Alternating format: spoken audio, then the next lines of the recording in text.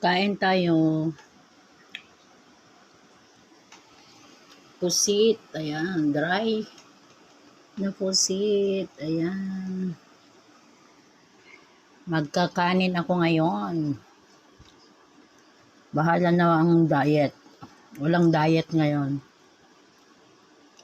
Pag ganito ang ulam, na pusit, ayan, pinutol-putol ko yan, guys.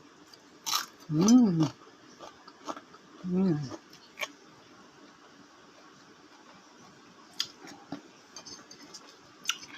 Ang lutong. Mmm. Pusit. Mmm.